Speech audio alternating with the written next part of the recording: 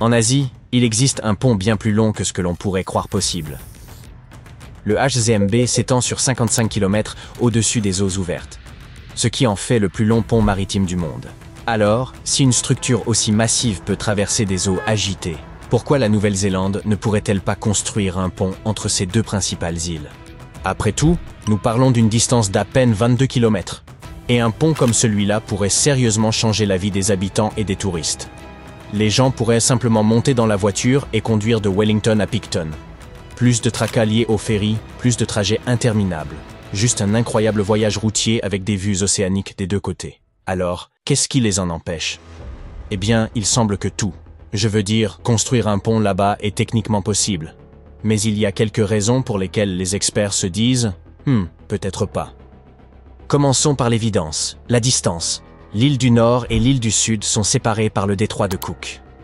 Comme je l'ai dit, il mesure 22 km de large à son point le plus étroit. Ce n'est pas beaucoup, c'est vrai. De plus, nous avons le pont HZMB, prouvant qu'il est effectivement possible de construire un pont sur la mer pour couvrir cette distance. Mais nous ne pouvons pas ignorer le fait que la géographie de la Nouvelle-Zélande est, un tout autre jeu.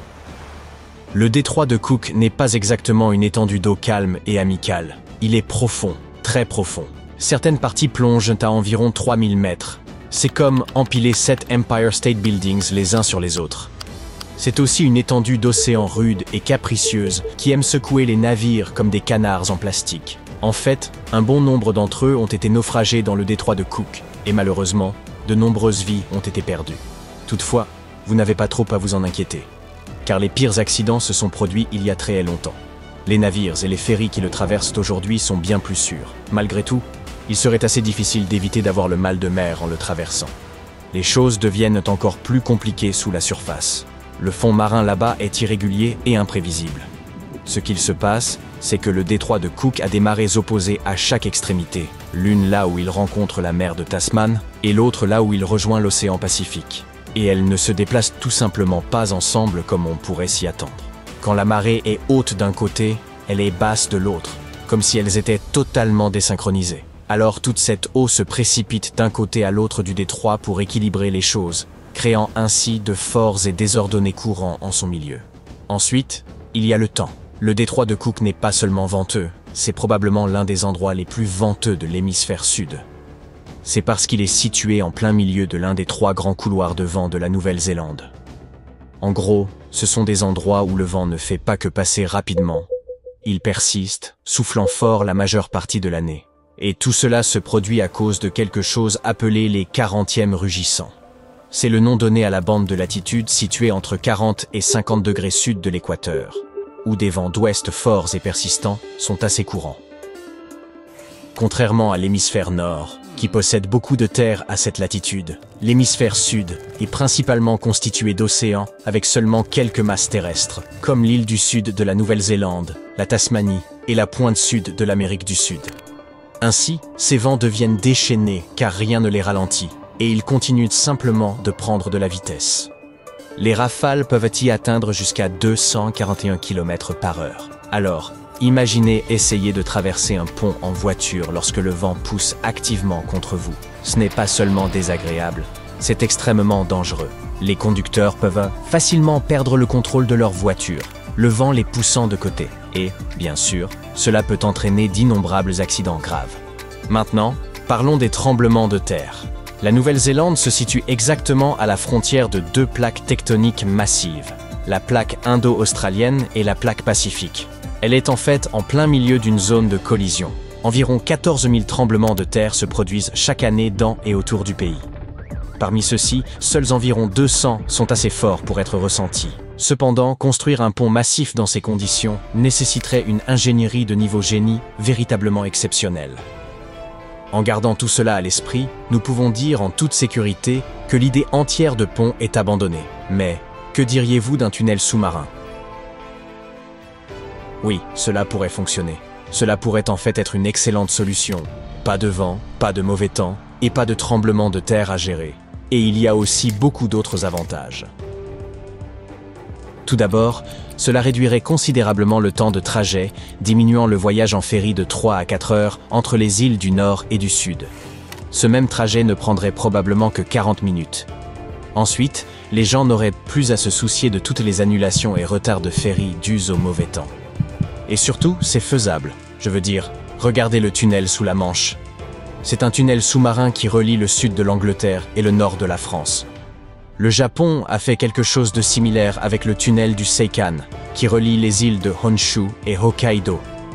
Ce sont tous deux d'énormes projets, servant à peu près le même but. Alors, pourquoi la Nouvelle-Zélande ne construit-elle pas déjà ce tunnel? Eh bien, pour la même raison que nous ne vivons pas tous dans des maisons perchées luxueuses avec des robots personnels, l'argent. Les estimations varient, mais certains experts pensent qu'un projet comme celui-ci pourrait coûter entre 10 et 20 milliards de dollars. Pour couvrir ce type de coût, ils devraient probablement imposer des péages pour les 100 prochaines années. Et croyez-moi, ces péages ne seraient pas bon marché. D'autres experts pensent que cela pourrait en réalité coûter plus cher. En effet, il faut prendre en compte toutes les infrastructures supplémentaires. Le point le plus étroit du détroit de Cook se situe entre l'île du Nord et l'île Arapaoa. C'est l'une des longues régions montagneuses des Marlborough Sounds qui est assez isolée. Ce n'est donc pas seulement le coût du pont ou du tunnel en lui-même. Il s'agit aussi des routes d'accès, des systèmes de sécurité, de l'entretien et des plans d'évacuation. On ne peut pas simplement construire un immense tunnel sous-marin sans prévoir les urgences occasionnelles. Et à quoi cela servirait-il réellement? Certes, il y a des personnes qui voyagent entre les îles, environ 1 million de passagers prennent le ferry chaque année. Mais ce n'est pas exactement le type de trafic qui justifie le projet d'infrastructure le plus coûteux de l'histoire du pays. Plus tôt, nous avons parlé de la façon dont l'Angleterre et le Japon ont des tunnels sous-marins similaires. Mais voici quelque chose à considérer. Le Royaume-Uni a une population de 69 millions d'habitants. Le Japon en a encore plus, environ 123 millions de personnes. Et en Nouvelle-Zélande, ils n'ont que 5 millions de résidents pour financer ce projet. Alors pourrait-on avoir un tunnel sous le détroit de Cook? Bien sûr, ils le pourraient. Devrait-on le faire? Probablement pas. Si vous ne voulez pas prendre l'avion, la seule autre façon de voyager entre les îles est en ferry. Ce n'est pas idéal, mais bon, ça fonctionne. La Nouvelle-Zélande dispose d'un total de 5 navires qui transportent des personnes et des véhicules à travers les îles. Pour les touristes qui ne sont pas pressés, c'est parfait. Vous pouvez traverser les îles tout en admirant certains des panoramas les plus époustouflants et en apercevant une faune incroyable. Vous commencerez votre voyage à Wellington, et dès ce moment-là, vous apercevrez la côte escarpée de l'île du Nord en vous dirigeant vers le large. Vous pourriez voir différents oiseaux marins, comme des mouettes et des sternes. Et en vous rapprochant de l'île du Sud, vous pourriez apercevoir quelques fous de Bassan. Si vous êtes chanceux, vous pourriez également apercevoir des colonies de phoques au large de la côte.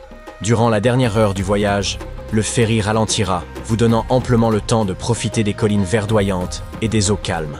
Vous vous approcherez également de Queen Charlotte Sound, un endroit réputé pour sa faune. Alors gardez un œil sur les orques, les dauphins joueurs, et même les pingouins. Franchement, avoir un ferry au lieu d'un tunnel n'est peut-être pas si mal après tout.